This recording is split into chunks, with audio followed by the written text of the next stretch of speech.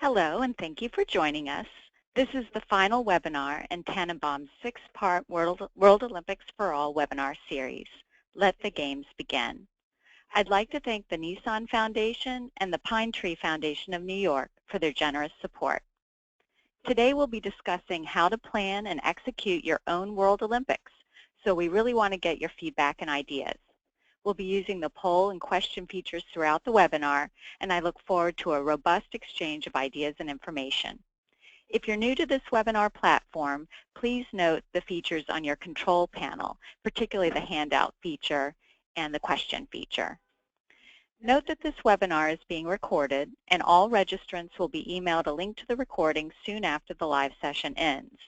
I will be reading aloud some of your comments from the question box so that you can hear from one another and your participation can get captured by the recording. My name is Kimberly Kaiserman, and I'm an Education Program Associate here at Tannenbaum. I'm here with my colleague Liz Jocelyn, who will be helping me to answer your questions. And as you probably know by now, the Tannenbaum Center is a nonprofit organization that bridges religious differences and combats religious prejudice. We're based in New York City, and we work in schools, healthcare settings, workplaces, and areas of armed conflict. We are a secular and non-sectarian organization, which means that we don't promote or denigrate religion or any particular belief system. As you also know by now, this webinar series is based on our World Olympics curriculum, which uses the inspiring example of the Olympics to develop students' academic, physical, and socio-emotional skills. The curriculum has been updated for the 2016 Olympic Games in Rio and is being offered at a discounted price until the start of the Games in August. I'm happy to say that we have also completed K-2 adaptations for 10 of the central lesson plans in World Olympics, and these adaptations are now posted as a free download on our website. Liz is sending you the link for the purchase page of World Olympics, from which you can purchase the curriculum and also download the new K-2 adaptations. A few words about the adaptations. To maximize the value of the World Olympics curriculum, we chose 10 core lessons and adapted them for K-2 students. These 10 lessons not only uphold the central message of the World Olympics curriculum, but also essential themes and questions as posed in the Common Core State Standards. They promote social studies objectives such as a solid understanding of self, family, and community as a necessary foundation on which to build enduring knowledge about the world around us. And these lessons also promote literacy objectives, such as the ability to recognize and identify similarities and differences, and express these thoughts and ideas through discussion, writing, and pictorial expression. When using these adaptations, take into account your firsthand knowledge of your students' abilities and use best practices for K-2 students. Good classroom management is, of course, essential at any age, but it's particularly important when working with younger students. Conducting parts of the lesson on a designated rug or meeting area supports the student's engagement level and need for movement. Younger students often require additional modeling, support, and guidance, so you're encouraged to circulate within your group, especially during group work that might require additional assistance. Finally, K-2 students benefit from repetition, so it's wise to revisit important topics often and check for understanding. We hope that these adaptations will be helpful to those of you who work with K-2 students. If you do use them, we invite you to contact us with your feedback or any questions. Throughout the course of this webinar series, we have explored the 5 units of the World Olympics curriculum. So now it's time to talk about the culminating event, holding your own school-wide, program-wide, or classroom-wide Olympics. This should be an exciting day for you and your students.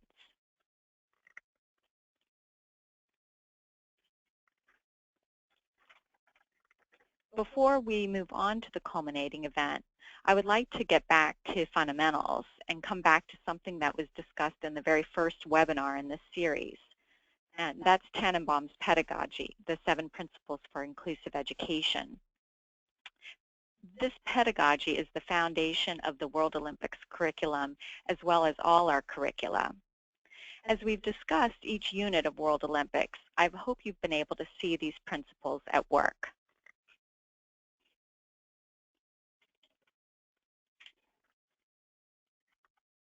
These principles are intended to help you implement more inclusive lessons that include a variety of learning styles and can be modified for children who are differently abled. Include partner work or teamwork where appropriate. Allow students to make personal connections to the content. Tell the stories of people of diverse backgrounds. Use non-stereotypical images and materials. Encourage students to counter stereotypes in a thoughtful way. And finally, and most importantly, promote respectful curiosity about differences.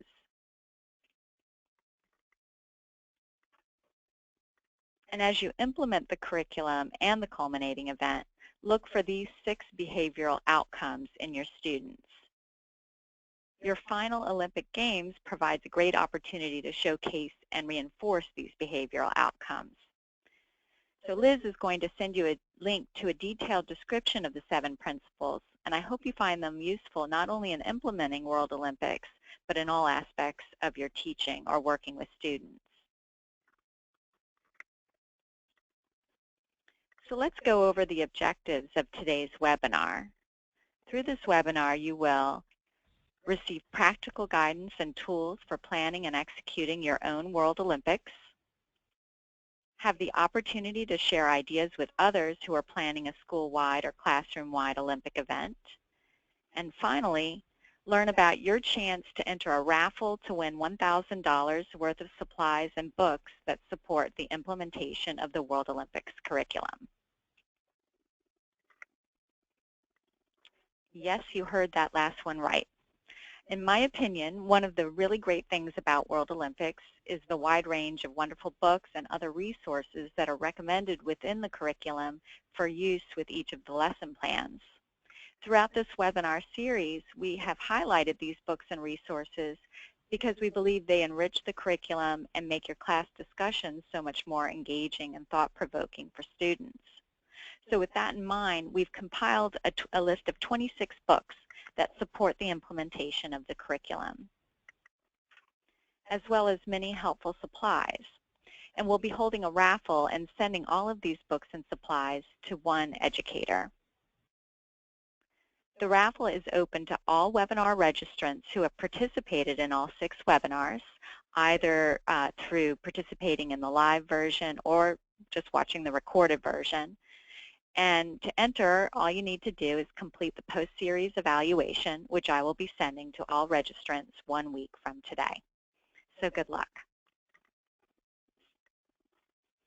So now let's get down to business and start talking about the culminating Olympic event. First, I would like to find out about your plans. So I'm going to do a series of polls, and we'll look at the results of each poll as we go along.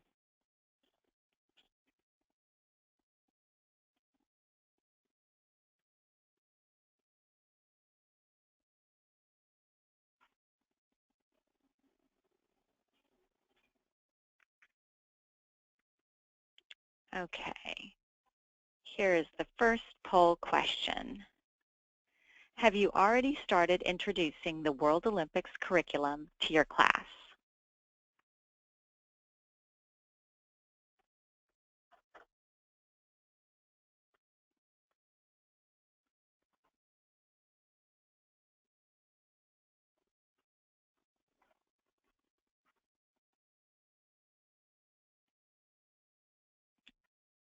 Okay, I'm going to close the poll and share the results. And it looks like 100% of respondents are saying, no, not yet. You haven't started sharing the World Olympics curriculum with your class. Okay, let's look at the second question.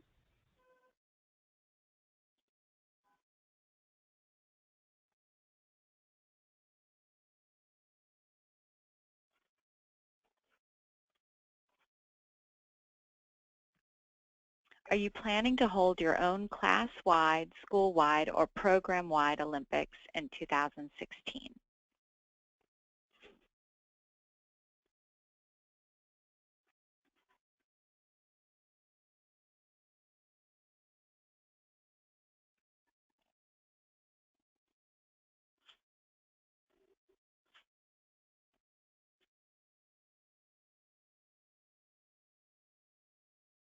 Okay, and I'm going to share the results again. So 50% yes and 50% no. All right, next question. If yes, when are you planning to hold your Olympic Games? June, July, August, or other?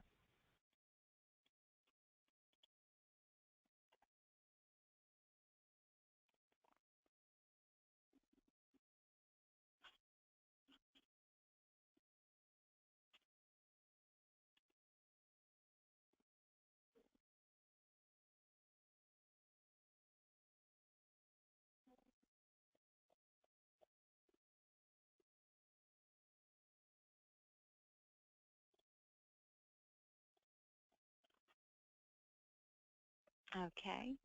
And here are the results. It looks like a pretty even division between between July, August, and other. Okay, next question. If yes, would you find it valuable to participate in a GoToMeeting town hall with other World Olympics educators? So this would be an event where you could actually speak about what you're experiencing and what you're planning and exchange ideas.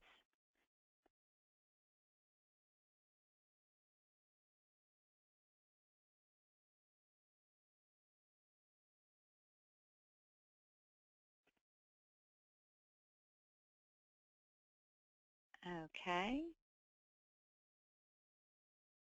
And the results are 100% yes. Well, that's great. Okay. Next. If no, are you planning to hold your own school-wide or program-wide Olympics in the future?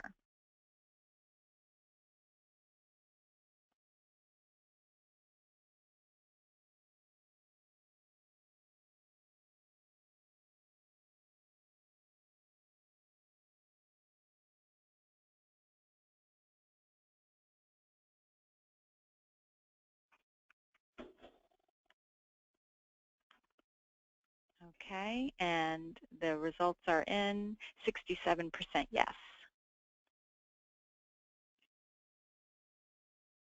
Two more questions.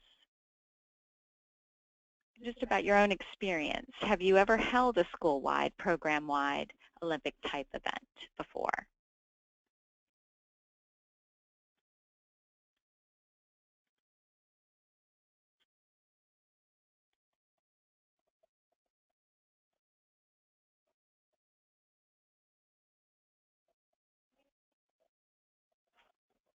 Okay, I'm going to close the poll and share the results. 50% yes, 50% no.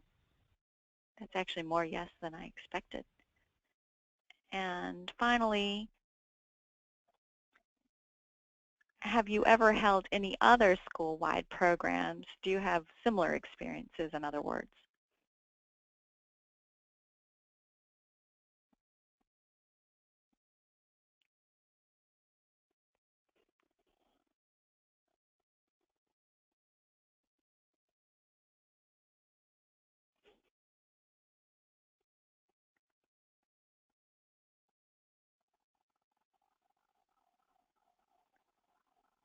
Okay, I'm going to close that last question and share the results.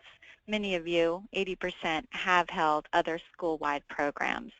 So it's great to know what your experiences are and where you're coming from, and that helps us tailor our programming for you, especially in the near term, knowing when you're actually going to be having your Olympic Games.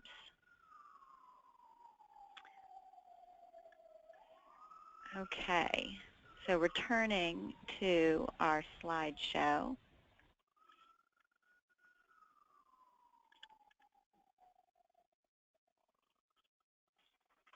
Now that I know where everyone is, I would like to go through a World Olympics checklist with you.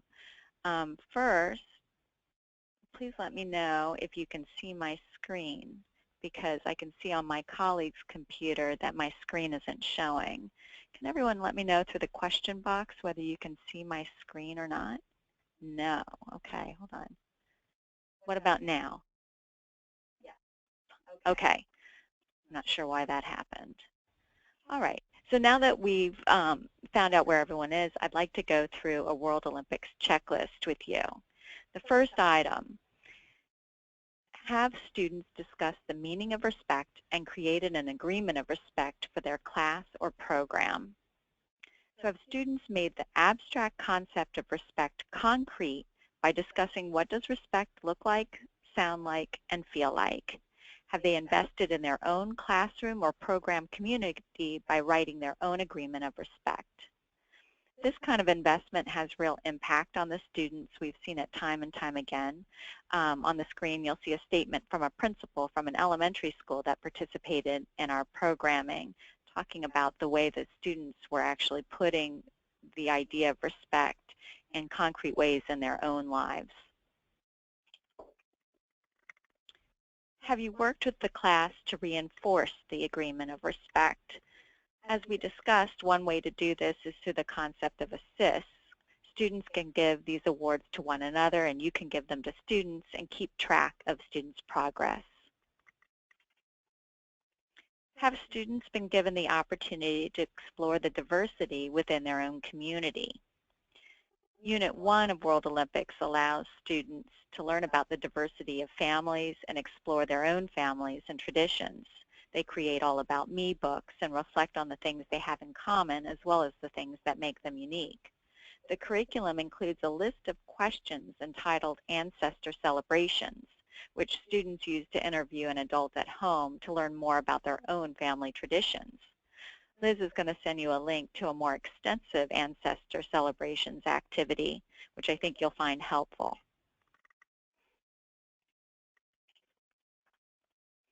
Have students learned basic background information about the Olympics, including its history, traditions, and symbols? Stories from Olympic history provide great opportunities to reinforce the lessons you're teaching about respect, diversity, teamwork, and sportspersonship.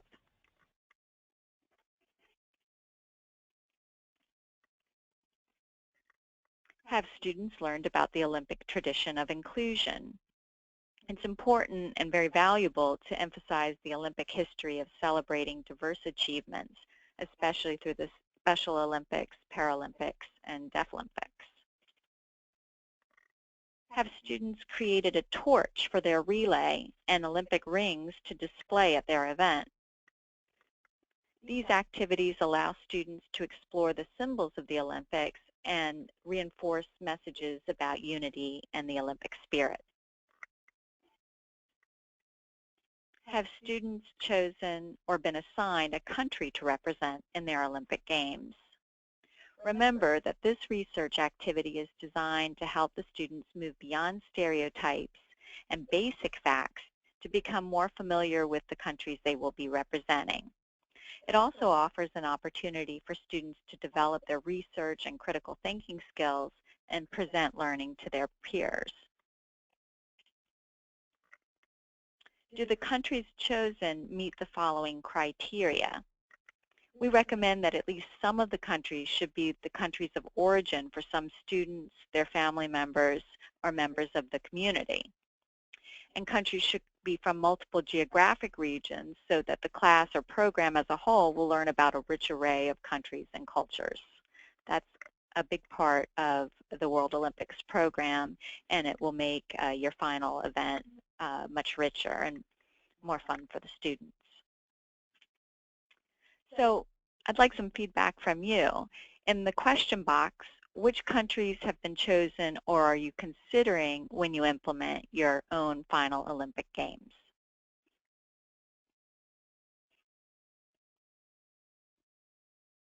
And you can write your answers in the question box.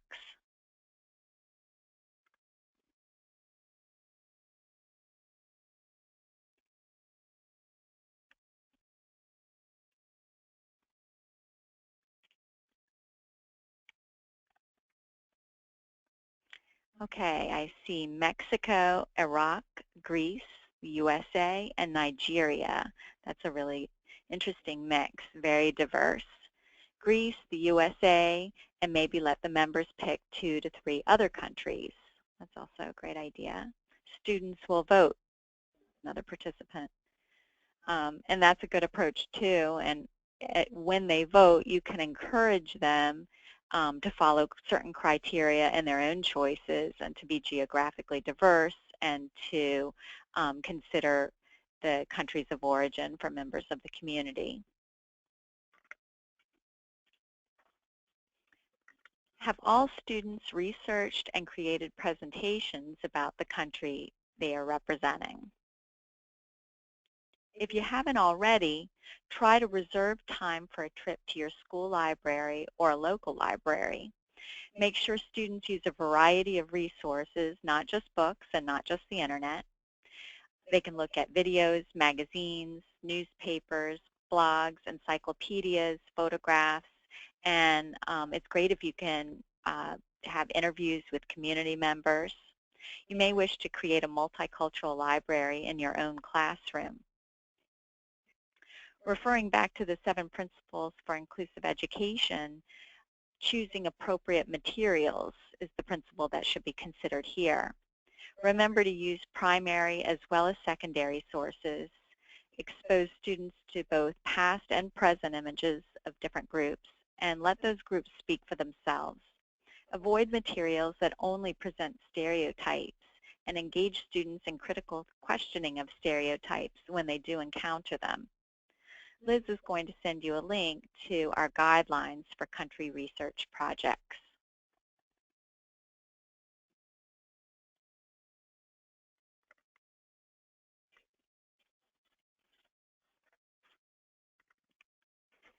Have students had the opportunity to learn from one another by visiting each other's country displays and having their passports stamped.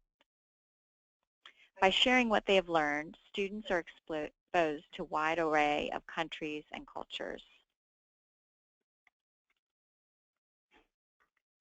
Have students created patches, flags, name tags, and banners to represent their countries in their Olympic Games. These activities reinforce learning about the countries and get students in the spirit of their Olympic Games. On the screen, you can see pictures of students who have participated in World Olympics in the past. They created fact-filled banners, and in their program, they earned 1 point for each correct fact on their banners. Have students created a mascot to represent the spirit of their Olympic Games. This allows them to reflect on the values they want to promote in their games, and it also helps them to get in the spirit of the event.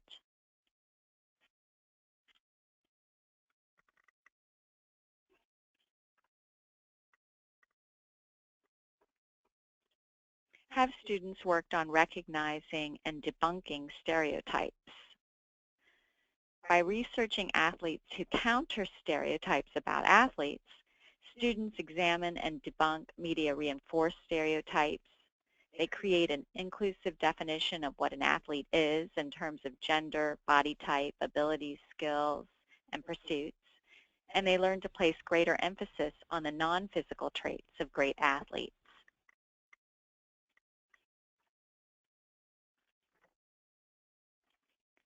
Have students reflected on what qualities make an ideal athlete? These are some posters that were created to show what an ultimate athlete is. They were created by adults who were participating in the program. But you can see that these are non-physical qualities that they're emphasizing, and they're qualities that all students can aspire to. That leads to heightened self-esteem. Have students chosen games to include in their final Olympics?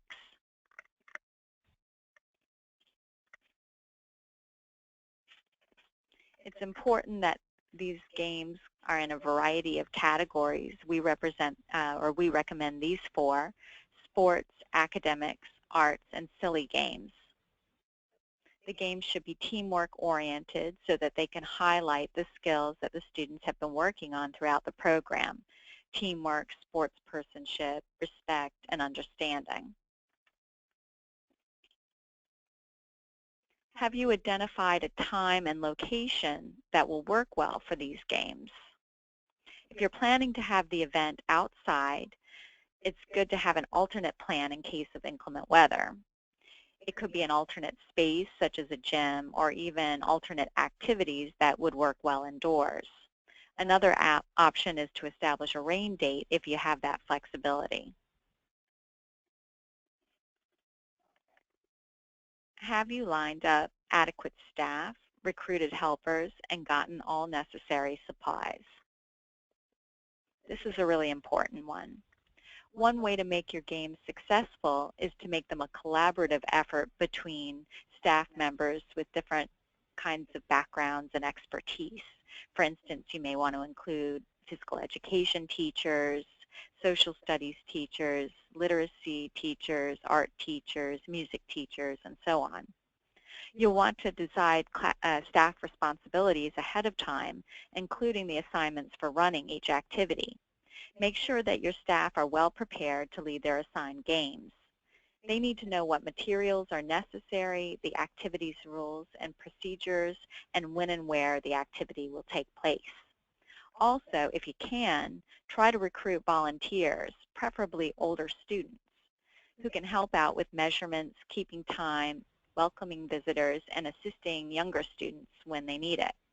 It's best if the helpers can attend the practice sessions and the dress rehearsal as well.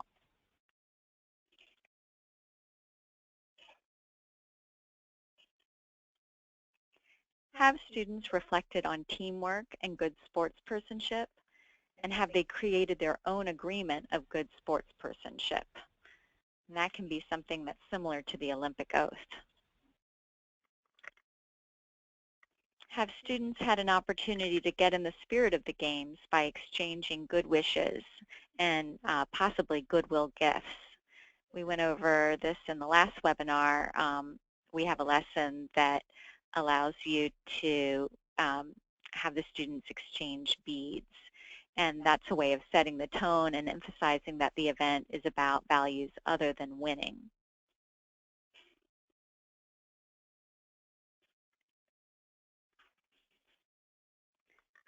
If you've done everything on this checklist, that means your games are almost here. So now it's time to set up a few practice sessions so students can train for their games. Make sure students practice necessary skills like measuring, timekeeping, and averaging. Depending on what games they choose for their final Olympics, it may be worthwhile to teach students about standard units of measurement and spend some time practicing these measurement and timekeeping skills. The World Olympics curriculum includes a lesson called Measurement and Timekeeping, in which students practice these skills in teams or pairs by measuring how far they can throw a paper plate discus, measuring each other's height, and timing how long it takes to complete a number of silly activities like hopping on 1 foot 5 times. They also learn about skills like estimating and averaging, which are valuable in math. Finally, they practice timing the activities they will be doing in their own Olympic Games. This lesson plan is included in the handout section of your control panel, and Liz is also sending you a link to the lesson.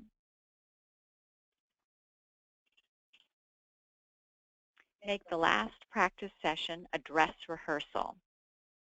This will ensure that the real event runs more smoothly and that there aren't any unexpected problems. This will make the students more comfortable and give you the peace of mind to enjoy the event.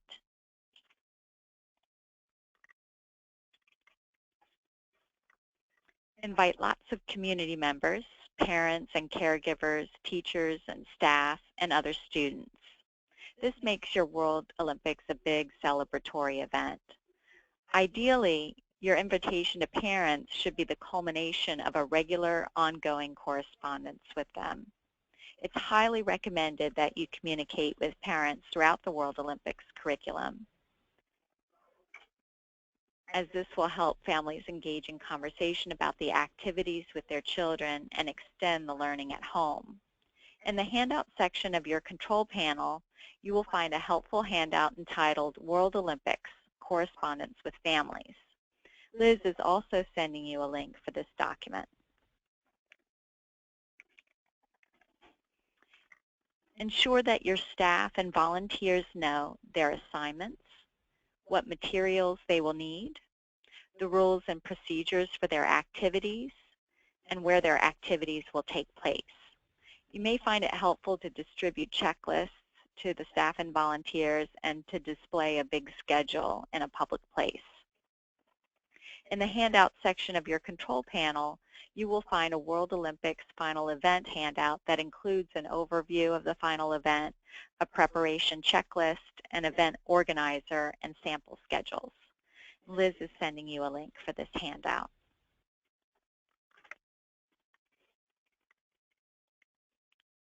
Now that I've talked about preparation for the Olympic Games, I would like to hear any ideas you have and share them with the other participants today. So in the question box, please share any additional ideas you have for getting ready for your Olympic Games.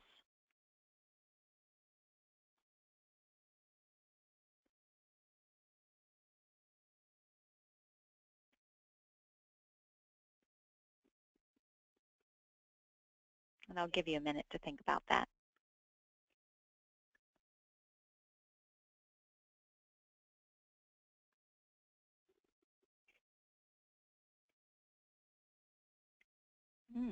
This is interesting. One participant says, looking to offer it as a family event. Families would represent the countries. That's a really interesting idea. Plan it ahead of time so as to include in the program's annual calendar so parents can plan to attend. That's a good idea as well. It really makes it into something that everyone can look forward to and put on their calendar. Watch clips of past opening ceremonies. Students identify how respect, diversity, and inclusion is featured. I love that idea. It really gets the students thinking, and it's also part of the process they're going through in defining respect and inclusion and diversity. Anything else?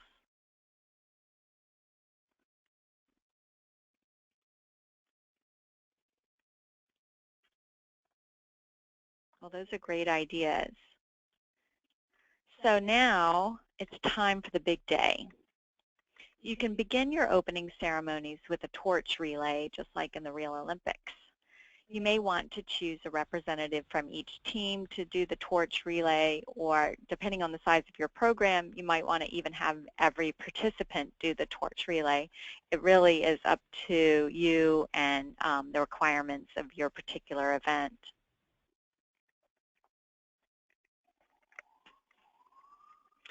During your opening ceremony, you can have each group march into your Olympic venue, carrying their torches and flags and wearing their patches and name tags. They can make a brief presentation on what they have learned, and they can read out their agreement of good sportspersonship. This is their own Olympic oath, and it's great if you can also put it on display in a public place. You can have a really big copy of it if possible and make it really beautiful and something that, that everybody puts in a place of honor. You can also include the skits on good sportspersonship students created in Unit 5.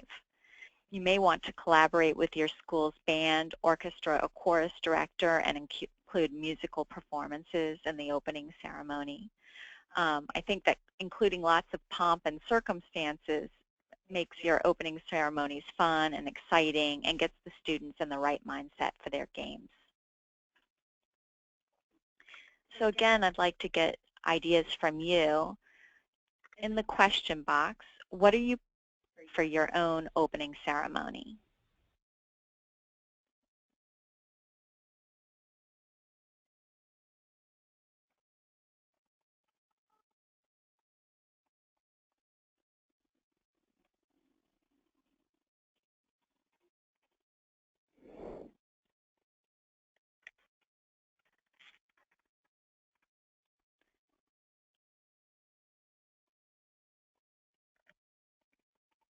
Okay, so one person notes that they worked with their Olympic committee and watched traditional Olympic games and past Olympic athletes to get their kids ready. Another mentions a video from leadership staff. What are you planning for your opening ceremony? Any ideas? We played the traditional Olympic song as each group walked in with their banner. I think that would get students in the spirit of it.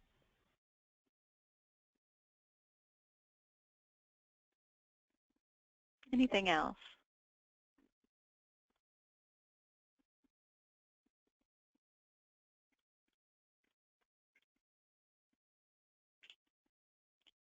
Okay, so let's talk a little bit more about what your final Olympics should include.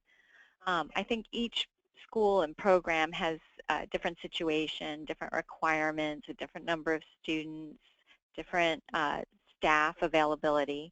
So every school and program is going to be putting on a different event, but there are a few basics, and I've tried to make a list of what probably every event would include.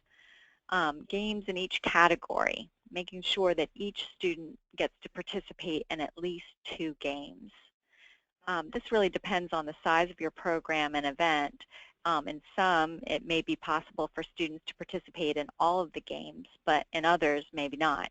So every student should participate in at least 2, and ideally, everyone will participate in different types of events, such as one sporting event and one artistic event.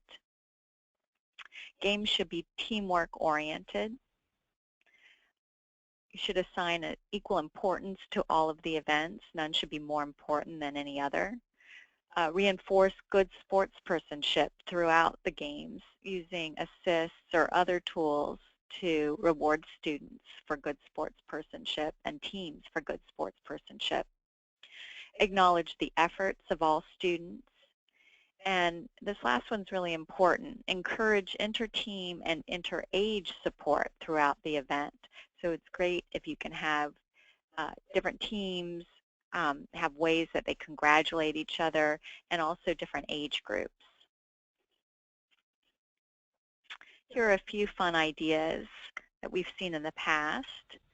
Create a walkway for the students with the pinwheels for peace that you made earlier in World Olympics, and use them to pave the way during the opening ceremonies.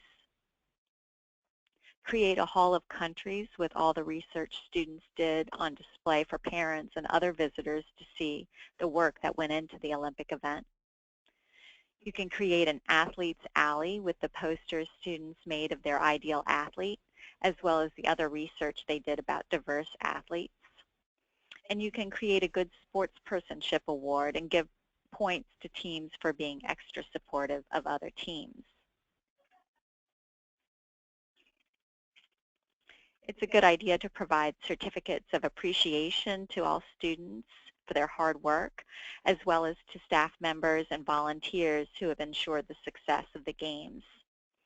The curriculum includes this certificate, which is also in the handout section of your control panel, and Liz is going to send you a link for the certificate.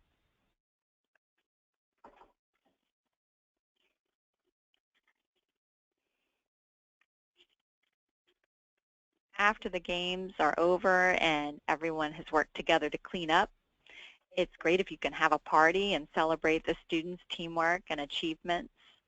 At the celebration, you can ask for students for their favorite moments of the day and relish the accomplishments of everybody involved. So again, I'd like to get ideas from you. What are you planning for your closing ceremony? You can write your ideas in the question box.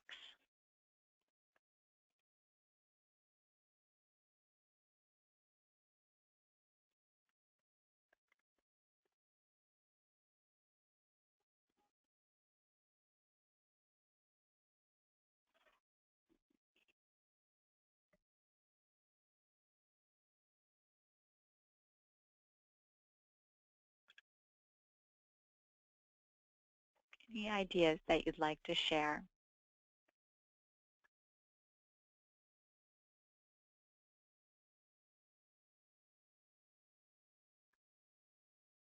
Ribbons for participation, says one participant. Healthy food, fruit and vegetables for those in attendance. Shout outs and an assist ceremony. I like that idea.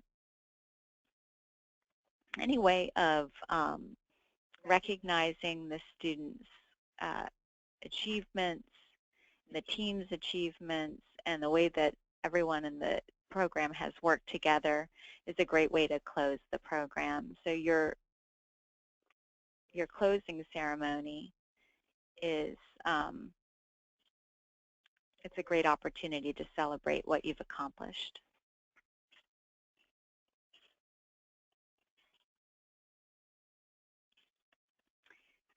And finally, any additional ideas you have for your Olympic Games.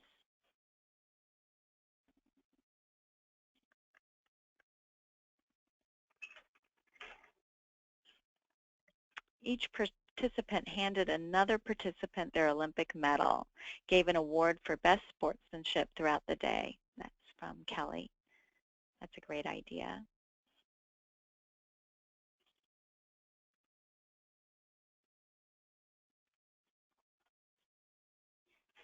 Anything else?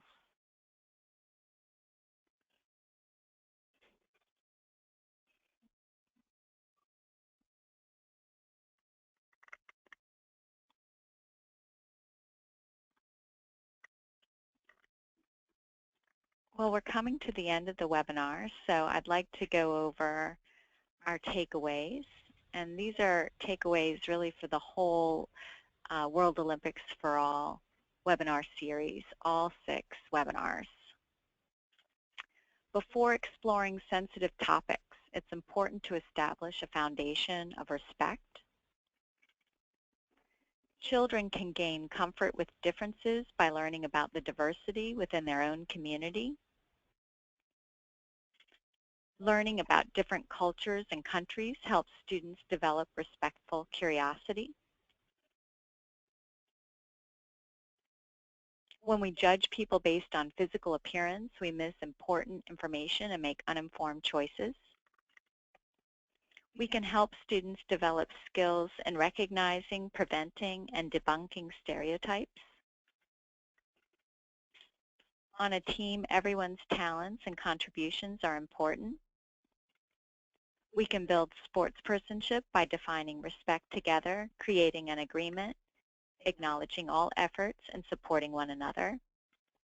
And finally, and most importantly, the Olympics are a fun way to practice goodwill, teamwork, and respect. So I'd like to take any final questions you may have about today's webinar or about the series as a whole or even about Tannenbaum's work. And also remind you that your feedback enables us to better address your needs and to continue providing these webinars free of charge. So please take 5 minutes to complete a brief evaluation of the webinar. Liz will send you a link to the SurveyMonkey evaluation. And thank you very much for your participation, especially all of you who have been on all 6 webinars. It's been a great pleasure to deliver these webinars and to work with all of you. And I hope you'll keep in touch. A few notes.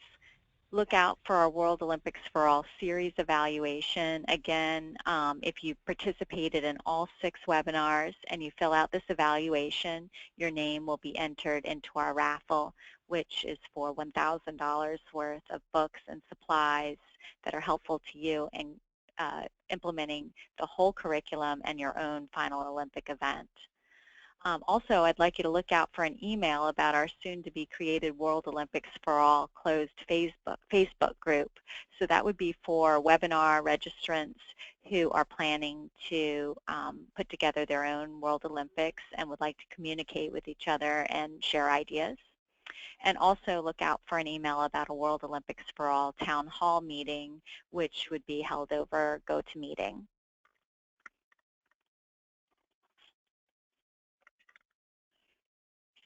And finally, be sure to go to our website to learn more about World Olympics and our other curricula, to download free lesson plans and other resources, to read our blog posts and articles, access our other webinars. You can always contact us at education@tannenbaum.org with any questions. You can email my personal account, that's kkaiserman@tannenbaum.org. And Liz is going to send you a link to the webinar landing page where you can always go for more information about the webinar series. Thank you so much for your participation. I hope you've gotten a lot out of it. And as I said, please keep in touch and look out for those emails. Thank you.